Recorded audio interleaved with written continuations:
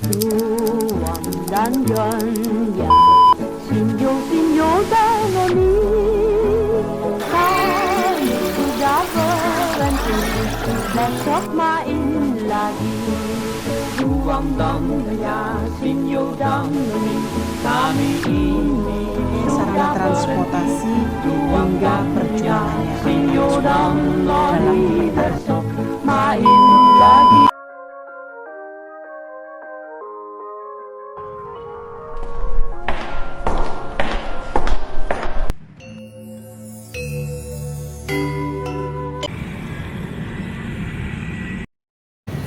Surabaya sebagai ibu kota Jawa Timur bukan hanya dikenal sebagai kota pahlawan, tetapi juga sebagai kota yang kaya akan sejarah dan budaya. Salah satu destinasi yang wajib dikunjungi bagi para pecinta sejarah dan fotografi adalah kawasan tua kota Surabaya. Berlokasi di Jalan Dua Nomor 14A, Bongkaran, Pabean, Kartika. Kawasan ini menawarkan banyak daya tarik yang menggugah nostalgia. Kota tua Surabaya adalah tempat yang sempurna untuk kembali sejenak ke masa lalu. Dengan suasana tempo dulu yang khas, kawasan ini sering dijadikan lokasi berfoto vintage, baik secara individu bersama teman-teman maupun bersama pasangan. Tidak heran jika kota Surabaya menjadi tujuan favorit para wisatawan. Salah satu daya tarik utama di kawasan ini adalah Jalan Pahlawan. Di sini berdiri megah tugu pahlawan yang didirikan untuk memperingati pertempuran 10 November 1945. Di bawah tugu ini terdapat Museum 10 November yang menyimpan berbagai koleksi sejarah. Tidak jauh dari sana terdapat jalan kunjungan yang terkenal dengan Hotel Majapahit. Hotel yang didirikan oleh Sarkies bersaudara pada tahun 1911 ini menjadi saksi bisu perobekan bendera Belanda oleh para arek Surabaya. Arsitektur kolonialnya yang megah membuat hotel ini tetap menjadi salah satu ikon sejarah di Surabaya. Jalan Kembang Jepun yang juga bagian dari kota dikenal dengan Jembatan Merah. Jembatan ini dahulu menjadi akses transportasi perdagangan dan saksi bisu banyak pertempuran antara warga Surabaya dan penjajah. Keberadaannya sebagai fasilitas umum membuat jembatan ini dapat dikunjungi kapan saja tanpa biaya tiket masuk.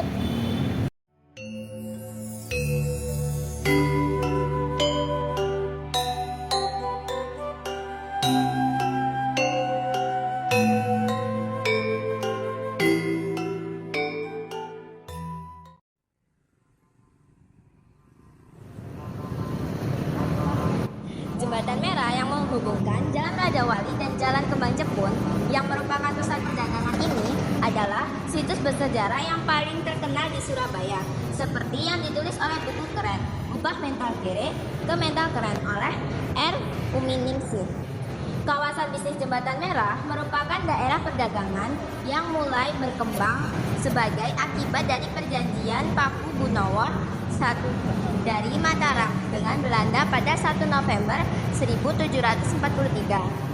Hal serupa yang terjadi pada era VOC, Jembatan Merah ini begitu vital karena jembatan sarana penghubung melewati Kalimas, pecahan Sungai Brantas yang berhulu di Mojokerto ke arah gedung Karesidenan Surabaya. Jembatan Merah dibangun pada masa kolonial Belanda, tepatnya pada abad 18. Nama Jembatan Merah sendiri diambil dari warna cat jembatan ini yang dominan merah. Ini adalah ciri khas yang membuatnya mudah dikenali dan menjadi landmark di kota Surabaya. Perubahan fisik Jembatan Merah mulai terjadi sekitar tahun 1890-an ketika pagar pembatasnya dengan sungai diubah dari kayu menjadi besi. Jembatan Merah memainkan peran penting dalam sejarah perjuangan kemerdekaan Indonesia. Pada bulan November 1945, Jembatan Merah menjadi salah satu lokasi pertempuran sengit antara pejuang kemerdekaan Indonesia dan pasukan sekutu, terutama Indonesia dan Belanda. Pertempuran Surabaya yang termasuk dalam rangkaian peristiwa peringatan Hari Pahlawan setiap tanggal 10 November menjadikan Jembatan Merah sebagai saksi bisu dari semangat juang dan keberanian pemuda Surabaya. Salah satu peristiwa paling terkenal yang terjadi di dekat Jembatan Merah adalah tewasnya Brigadir Jenderal A.W.S. Malabi, komandan pasukan Inggris pada 30 Oktober 1945.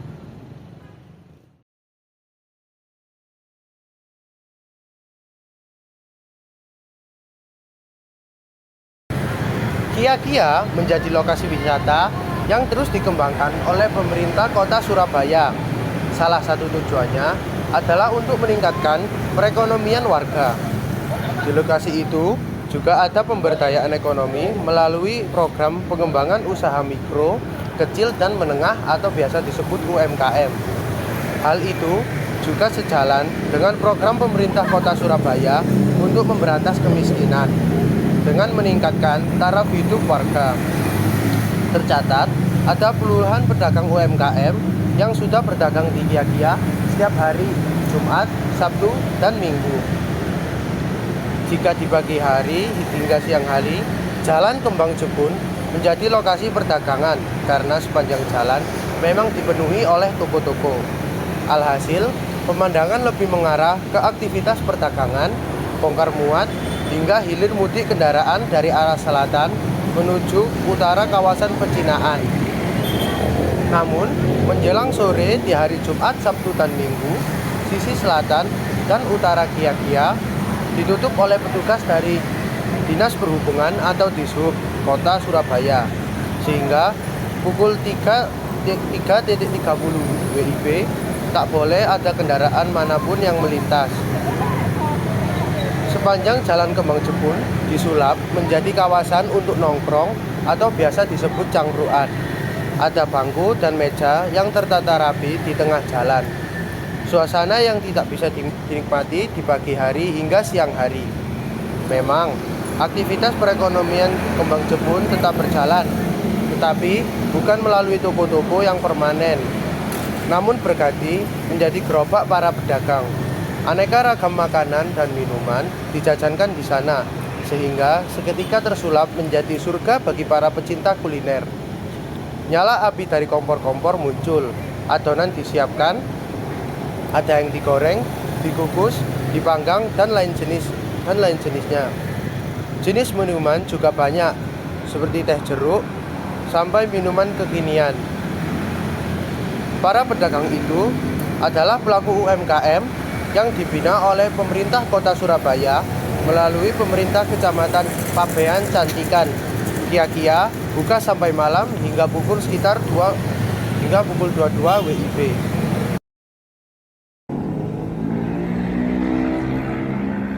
Ladang pendapatan. Pesona Kia-Kia sebagai kawasan wisata juga memberikan dampak pada pendapatan warga MBR yang juga pelaku UMKM. Mereka yang aktif berdagang di lokasi itu bisa beraup pendapat lebih, khususnya di akhir pekan. Konsep pengembangan Kia-Kia tidak melalui berbicara pada aspek teknis, mempercantik kawasan, tetapi tingkat kesejahteraan masyarakat juga menjadi fokus utama. Karena bagi Pemkot Surabaya, peningkatan kesetaraan mendapatkan penghidupan yang layak merupakan hal yang wajib dalam pelaksanaan program. Pedagang di Kia-Kia rata-rata mampu meraup omset antara 1 juta hingga 2 juta semalam. Jumlah itu melambung ketika ada ajang besar yang digelar di lokasi itu, seperti halnya agenda Madura Food Festival. Seperti waktu Madura Food Festival itu ramai sekali pengunjung.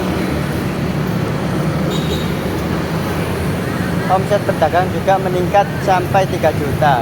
Gelaran Madura Food Festival yang digelar mulai Jumat 22 Agustus 2023 hingga Minggu 24 Oktober 2023 dibanjiri pengunjung. Rata-rata perharinya jumlah kunjungan bisa mencapai 3.000 hingga 5.000 orang. Setiap ada kegiatan khusus, pemerintah kecamatan berkoordinasi dengan Pemkot Surabaya agar menambah jumlah stand UMKM yang ada, sehingga semakin banyak warga merasakan dampak pengembangan kawasan pecinaan itu. Tercatat sekitar 30 stand UMKM disertakan saat gelar Madura Food Festival bulan lalu. Kemeriahan acara bertimbang pada permintaan agar agenda kegiatan serupa bisa digelar lebih rutin lagi, seperti 1 bulan sekali. Sebab para pengunjung merasakan nuansa yang berbeda saat menikmati wisata di kawasan itu, baik dari suasana maupun beragam menu yang dijajakan. Maklum, masakan Madura itu memang beraneka ragam dan menu, mulai sate, bubur, soto, dan dikumpulkan dalam satu kawasan dan acara.